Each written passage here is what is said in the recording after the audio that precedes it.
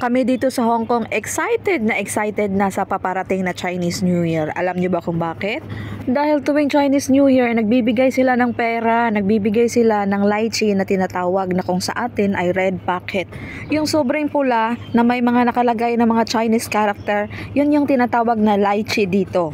At lahat ng mga kapamilya ng amo mo at mga kaibigan ng amo mo, basta nandyan ka or pupunta sila sa bahay mo, magbibigay talaga sila ng lychee sa'yo kahit na first time ka pa lang nilang nakita. Dahil parang ganyan yung tradisyon nila na pangpaswerte sa buong taon. At sa loob nga ng lychee na yan is merong mga nakalagay na pera. So alam nyo ba, hindi sila naglalagay ng perang coins kundi yung mga papel lang ang pera na nilalagay nila sa lychee. At kung magtataka kayo or kung magtanong kayo kung gaano nga ba kalaki ang halaga ng mga binibigay nila, mga maliliit lang po na halaga. So pinakamaliit po is $10 and yung pinakamalaki is $500 to $1,000. Pero kahit pa man maliliit na mga amount yung mga nilalagay ng mga kaibigan ng amo mo or yung mga pamilya ng amo mo, pero pag iipunin natin yan, malaki pa rin kasi parang halos sila lahat nagbibigay. Kaya naman tuwing Chinese New Year, grabe talaga yung saya at excitement ng mga yaya dito sa Hong Kong. Kasi nag-i-expect na talaga kami ng mga lychee. At sa totoo niyan, hindi pa natanggap yung lychee, meron ng pinagbabalak na bilhin. Alam nyo naman, normal talaga yan sa atin. O ikaw ba, wala kang binabalak na bilhin kung may ine-expect ka na matatanggap na pera? 'Di ba? Meron din.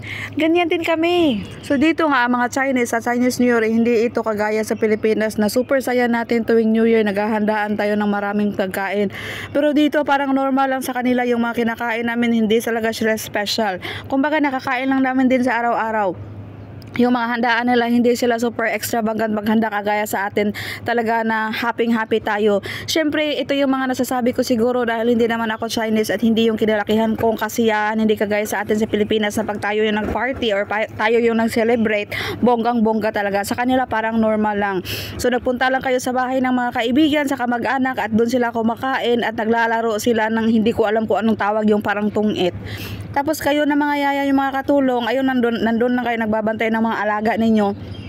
At syempre, kasama na din doon yung pagliligpit ng mga pinagkainan nila at paglilinis pagkatapos nilang kumain kahit nasa ibang bahay kayo, dahil kadalasan dito hindi naman lahat ng mga kapamilya or kamag-anak ng mga amo mo is merong katulong, kaya syempre tutulong ka din. Maraming mga amo dito, viewers, nagalante magbigay sa pagdating sa lychee. Merong ibang malaki 500, 300, merong nga dinodoble yung sahod, pero sa akin naman dito 50 lang sa awa ng Diyos. Sana ngayong taon na ito is hindi bababa, baka bigyan lang ako ng 20, pero kahit magkano pa man ang ibibigay niyan, okay na din ako dahil mabait naman yung amo ko.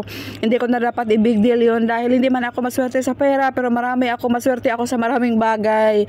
Yun na lang talaga yung pinaghuhugutan ko ng loob na kumukuha ng lakas ng loob, Jai.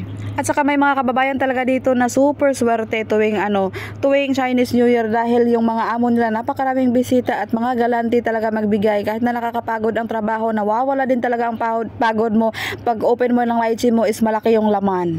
Kaya naman kami, hinihintay talaga namin itong Chinese New Year kada taon, dahil ito lang yung pag-asa namin na makatanggap kami na kahit na $10, dahil dito hindi uso yung magbibigay ng pera, hindi uso na aabot sa'yo ng pera kahit na $10 yan, iniisip yan, dahil kumbaga kung magma-market ka, kahit na piso ibabalik mo sa kanila. Walang dito, hindi galante yung mga amo kagaya ng sa atin sa Pilipinas. Kahit na mahirap tayo, medyo galante pa din tayo. Dito sa hindi talaga, viewers, totoo talaga yung Chinese na napaka usi sa pera. Kahit maliit na bagay, kinakount pa talaga yan kasi ang hirap na nga naman ang pera kitain. Ganyan talaga, realidad talaga, viewers, ganyan na talaga yung ugali nila. And hindi naman maganda nga yung ugali nila na ganyan, kaya successful yung mga Chinese. Hindi kagaya sa atin sa Pilipinas na medyo medyo galante, kahit na wala, bigay ng bigay pa din. Pero yung mga Chinese, iba talaga yung ugali nila. Marami mga dito mga galante, pero majority talaga ng mga dito is hindi sila galante. Hindi kagaya ng sa atin sa Pilipinas. Of course, hindi ko naman kino-compare, no?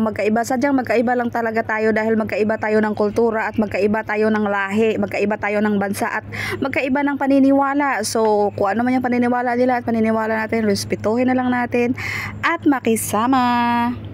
At sana nga ako ay dalangin na sana ay nitong Chinese New Year ay marami akong matanggap na lychee.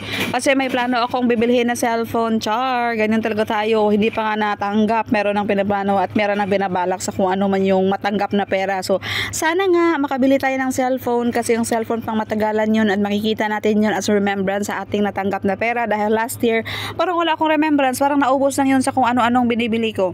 So, for this year talaga, naging goal ko talaga na ibili ng cellphone. That's it. Thank you for watching, everyone.